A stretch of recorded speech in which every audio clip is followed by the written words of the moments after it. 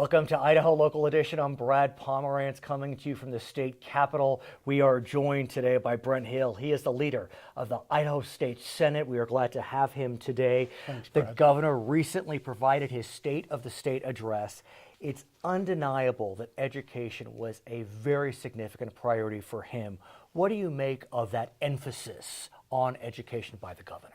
Well, I was glad to see him continue to emphasize those things. It really has been a strong focus for the governor and the legislature for the last couple of years. We put together a 5-year plan with a career ladder for teachers to increase pay for teachers as well as other areas of the school. And let's talk about that career ladder, the 5-year plan. I guess we're heading into the 3rd year. The budget will be making. Exactly. Yes. And as a result, funding is needed to get that money, that raise in place. And I guess we're looking at about $58 million, is that right? $58 million. This is the big jump right here, this 3rd year. That's just for the ladder. That's for the career ladder. Now, the governor's recommended a total for public education over $100 million, which we have done over $100 million each of the last 2 years. So these are significant increases for Idaho. So let's talk about those increases, because it's undeniable that the teachers are pleased that they're seeing the raises they've been seeking, but there have been some concerns about accountability in terms of money. A report came out, I guess, that suggested that maybe 22 programs, we didn't know how the money was being spent. Not necessarily pejorative, but what do we know about how money is being spent on the education front? Well, you know, we have school districts, and they're pretty autonomous. And they make those day-to-day decisions on how they're going to use the money in many cases. Now, the state does earmark sometimes that money has to be used for this, but they have discretionary funds which they can use, which I think is good, because every school district is different. They know their needs. Yeah. You don't want to cookie cutter approach for every single school district. But in the meantime, you've got to have the openness, the accountability, so that those who are funding it, the people of Idaho, know what their money is being used for. And we're trying to do a better job. And as part of the career ladder, there's a teacher evaluation element. And I got to tell you, it's confusing trying to follow this issue of teacher evaluations, because an audit came out that suggested that 99% of them were faulty. I mean, 99, I just can't believe that. I mean, that seems, help me. I wish I could help you, and I wish I knew a little bit more about it, except they're having the problem all over the nation. Oh, agreed. I mean, this is not an Idaho problem.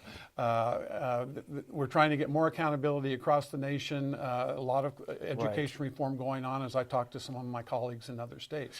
And so we're on the beginning of this. It's going to require some tweaking. Now, I don't think that there's that many problems. But 99%. If you've got a report and it's got it's got 50 parts to it, and one part is has a problem, then it's going to go out as one of the bad ones. But the good news is that the legislature seems to be on top of it.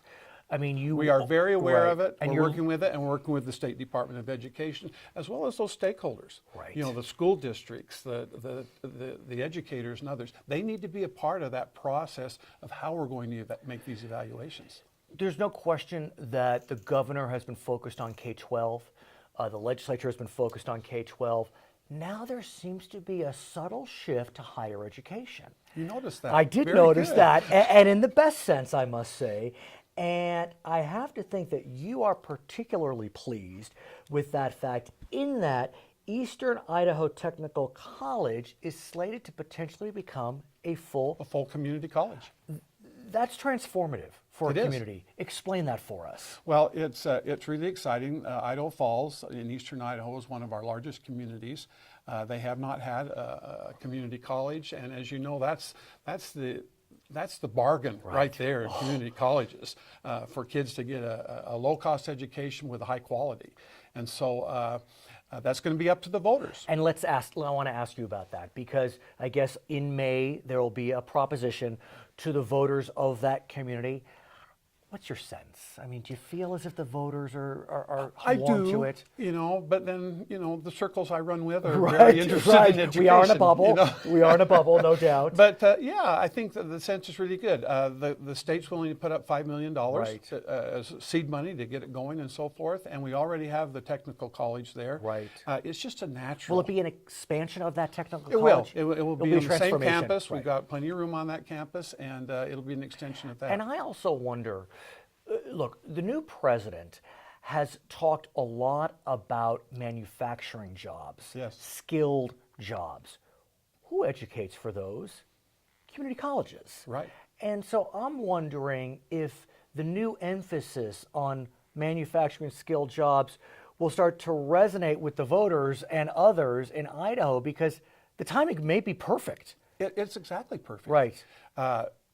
There's a need for these skilled jobs, Right. Not necessarily college education. Now, I'm not putting down a bachelor's degree or anything like that. Indeed. But there are a lot of kids that don't even go on after high Right. school. Right. And they have some real good technical abilities, and there's some good high-paying jobs out there, and there's a need for them even right now. Welders, particularly, and other high-skilled type jobs. And I'm glad you brought up jobs, because what's interesting about Idaho is that the unemployment rate is pretty low, amen, if I can say. But to the extent, right, but to the extent that there are unemployed, part of the problem is there's not a match. So there's this pool of jobs available, but a group of people that just don't have the right skills for Right, those jobs. right. And so is that where these community colleges can come in? Exactly right, because some of these are adults. Right, They're already working somewhere. It's hard for them to, pull up their family and move to a college town to get some kind of degree, even in technical areas. Right.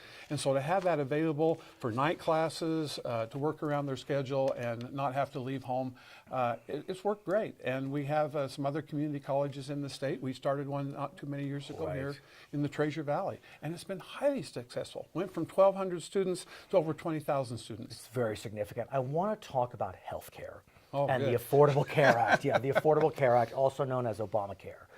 We can say a lot of things about the Affordable Care Act, Obamacare. I'm not sure people realize it's the same thing. Yeah. But what we do know is that there's a likelihood that there will be significant changes to the Affordable Care Act, if not a repeal. Events are moving quickly. Idaho, as I understand it, wants to get ahead of this. Are your colleagues starting to talk about it? The session has just begun. Yes, we felt all along. We have not expanded Medicaid under the traditional thoughts of the Affordable Care Right. Act. We felt like there needed to be an Idaho solution. Right. We had a working group working on it all summer, coming up with some ideas. Now, But I have to think, sir, if I may interrupt, when you were working this summer, I would think you would have thought that we'd be talking about President Hillary Clinton. It looked that way. Am I wrong? looked that way, It no. looked that way. And so we expected that the expansion would still be available. Right. And maybe there would be an adjustment. Indiana, for example, did a version of the expansion. Right. But there's now President Donald Trump, and so we don't even know if the expansion is an option. we don't. Right. We don't. And but the point is, Idaho needs to come up with its own Right. solutions, just like Indiana did and others. Under the old rules, we were going to have to apply for waivers Exactly. from the Affordable Care Act in order to do that. Now maybe we won't have to do that. Right. And it appears, at least the way that, the Trump administration is talking, this may be handled by grants to the states. block grants. Let them find their own solutions, and that's what we've Right. been working on all along. It's a fascinating time, no doubt. I'm It sure is. you're having a lot of It's fun exciting. in the Trouble state is, we're capitol. not going to know all the answers by the time we finish this session. True. His name is Brent Hill. He is the pro tem of the Idaho State Senate. My name is Brad Pomerance, coming to you from the state capitol. This is Idaho Local Edition.